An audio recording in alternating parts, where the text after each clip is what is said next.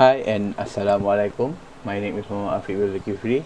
So today I want to explain to you about neobanks and challenger banks. So let's start it with the surface of the neobanks and challengers banks. Since the new century, internet banking has increased.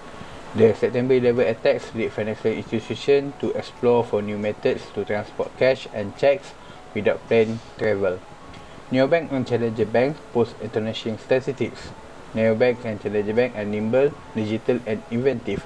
Their growing popularity and have already taken over payment and transfer sector.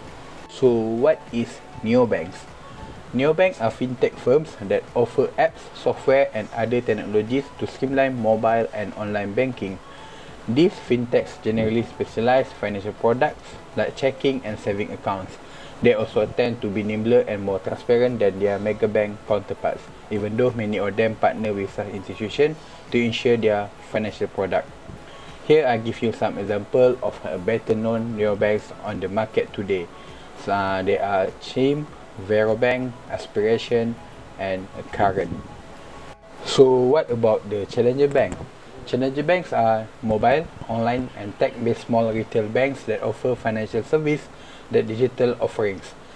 Challenger bank also leverage technology to streamline the banking process. However, they also maintain a brick and mortar physical presence in addition to being fintech operation.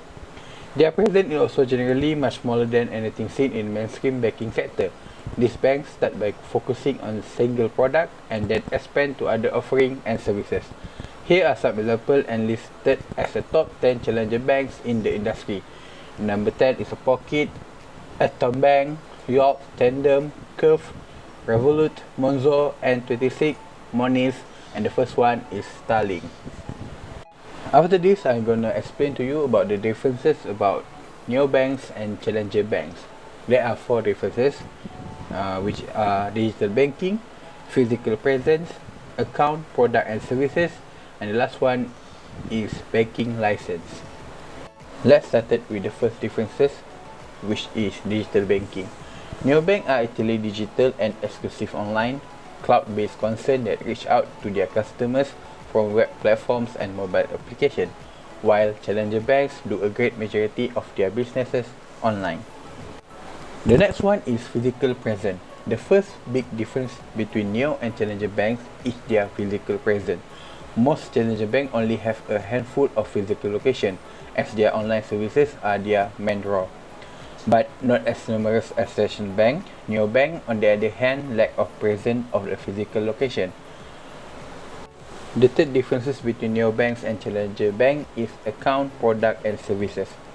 Challenger bank provide consumer and commercial accounts. Challenger banks make their goods and services more internet friendly, while neobanks provide personal account and services, but they target SMEs and startups. They promote themselves as online financial technology enterprise, appealing to tech-savvy clientele. The last difference between neobank and challenger bank is banking license. Most challenger banks have such a limited physical presence that they are essentially 100% online. But challenger banks have banking license and neobanks do not. So only challenger banks can offer a full range of financial services. Neobank can offer these services as well, but only if they are tied to a licensed institution. Many neobanks essentially began as a fintechs. Then, once regulators approved their banking license request, they became a challenger banks. So, let's move to the next topic, which is the pros and cons neobanks and challenger banks. I will start with the pro and cons neobanks. The pros of neobanks is there are fewer rules and no credit check with neobanks. This usually means the cost and fee associated with neobank are the cheapest out of all possible financial institutions. Number 2, neobank use data to predict future account activity. This can help with setting up a budget or planning for trends in your business. The next one, all your banking can be done on the smartphone apps. And the last one, most neobank platforms have crypto trading and buying as an option. Modern neobanking apps double as cryptocurrency exchange. So the cons of the neobank is if you are not tech savvy, neobank can become confusing to navigate. The next one is they are as many protective elements as possible or legal remedies if a negative situation occurs.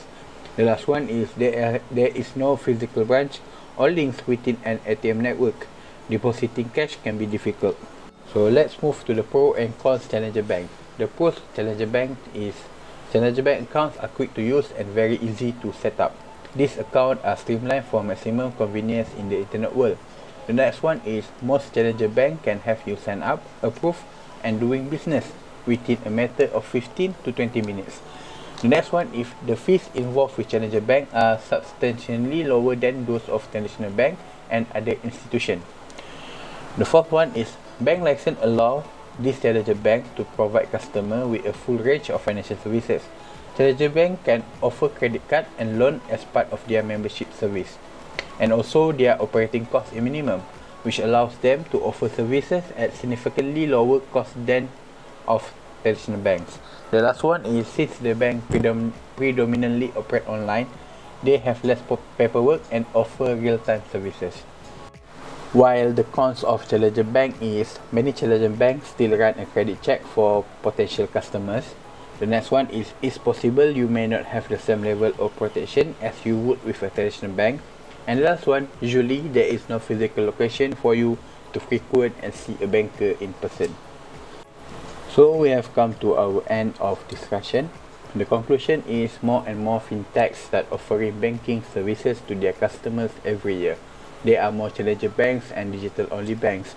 As of 2020, more than 300 neobanks had opened around the world. Xeon Market Research predicted that the neobanking sector would grow at a compound annual growth rate of 5% between 2019 and 2026, making about 394 billion by 2026. And also, neobanks and challenger banks are here to stay and will soon become a powerful sector in commercial banking. Neobanks and challenger bank service provide favorable government rules, easy account establishment, 24-hour banking help, and user-friendly interface. So that's all from me. I hope you all enjoy my presentation. Thank you.